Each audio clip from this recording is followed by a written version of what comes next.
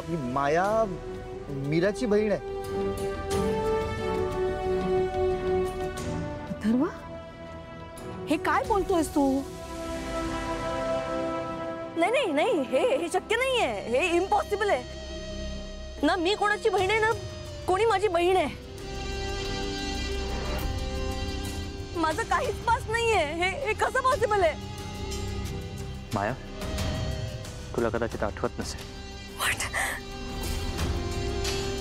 अथर्व, तुला हे कशावरून कळलं? म्हणजे आश्रमात तुला असं काय सापडलं ज्याच्यामुळे तुला हे कळलंय? काका, आम्ही सगळे रेकॉर्ड्स चेक करून आलो.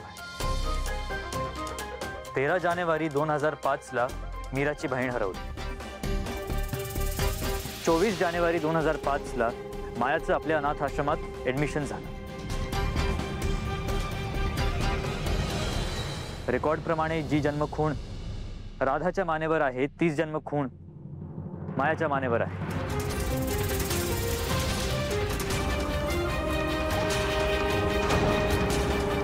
आणि हीच गोष्ट सुनीबाईंनी सुद्धा कन्फर्म केली. एवढंच नाही तर राधाचा लहानपणीचा एक फोटो होता. त्या फोटोच्या बेसिसवर आम्ही मोठेपणीचा एक स्केच काढून घेतलं.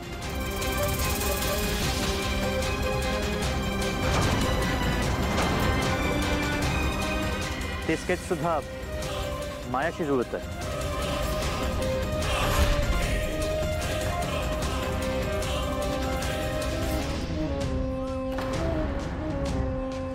मला शोध घ्यायला हवा, शोध घ्यायला हवा.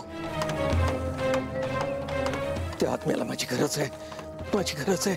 मला मला शोध घ्यायला हवा, मला शोध घ्यायला हवा, शोध घ्यायला हवा. मला काहीतरी काहीतरी अघटित घटायच्या आधी मला शोध घ्यायला हवा. त्या कंपन्यांचा वेध घ्यायला हवा मला. ती कंपन्या कुठून येत होती मला शोध घ्यायला हवा, शोध घ्यायला हवा मला. तो आत्मा मला बोलावतोय. मला शोध घ्यायला हवा, शोध घ्यायला हवा, शोध घ्यायला हवा मला. Unbelievable. I mean, this is unbelievable. खरंच हे विश्वास ठेवण्यासारखं नाहीये. पण आता अथर्व जे काय सांगतोय ते जर का सगळं खरं असेल तर मग माया मीराची बहीण असूही शकेल.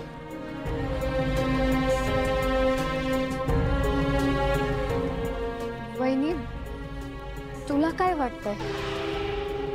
मीरा, तू गप्प कायस? इतकी वर्ष तुझ्या बहिणीचा शोध घेत होतीस, ती सापडले ही आनंदाची गोष्ट आहे ना.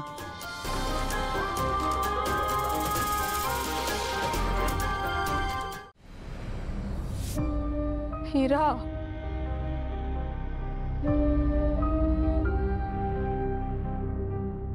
हीरा ग,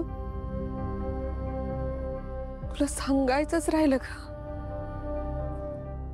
की मी तुझी राधाताई आहे. पण बाबांनी दिलेल्या वचनामुळे मला तुला कधी सांगता आलं नाही. तुला वाटत असेल की मला मुक्ती मिळाली आहे, पण कसं सांगू तुला की मृत्यूनंतर सुद्धा ना माझ्या नशिबात फक्त वेदनाच लिहिल्या आहेत ग.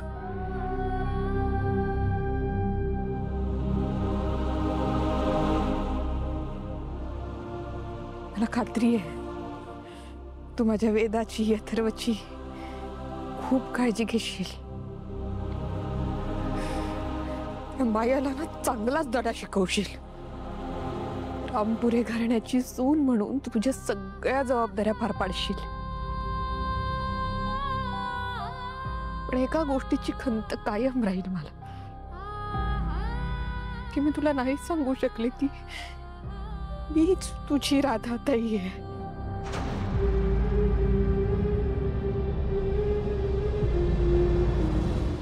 मीरा तुझी सख्खी बहीण आहे, पण ती तुझा द्वेष करते म्हणून तुला हे घर सोडून जायचंय असं वाटलं पाहिजे सगळ्यांना. काळजी नको करूस, तुला खरंच या घराबाहेर जायचं नाहीये, नाटक आहे फक्त. अहो, पण जेव्हा मी घराबाहेर जाण्याचं नाटक करेन तेव्हा मला थांबवणार कोण? मीरा स्वतः. पण ती का थांबवेल मला? माया, मला खात्री आहे की ती तुला नक्की थांबवणार. फक्त हे नाटक हॉल पुरतं राहू दे, उंबरठ्याबाहेर जाऊ देऊ नकोस. आणखी एक गोष्ट लक्षात ठेव, अंबिका ही मीराची सख्खी बहीण आहे हे मीराला कधीही कळता कामा नये. हेच रिझन आहे की मीरा मला नाही थांबवणार, कारण मीच तिच्या बहिणीचा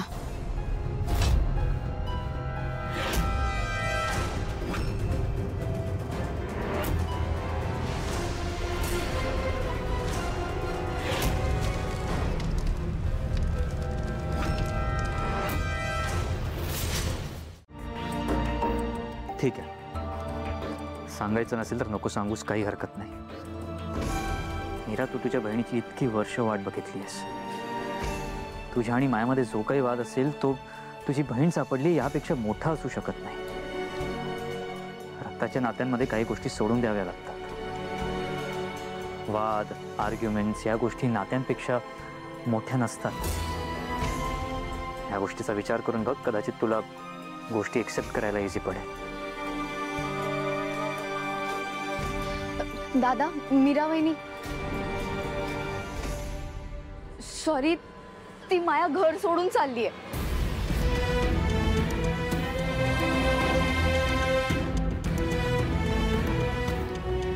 व्हॉट? हो दादा, मीरा वहिनी तुला खाली बोलवलंय. तू हो पुढे, आम्ही येतो. आणि वेळा कुठे आहे? तिला मी ट्युशनला सोडून आली. मी खाली जाते. ठीक आहे, आम्ही आलोच.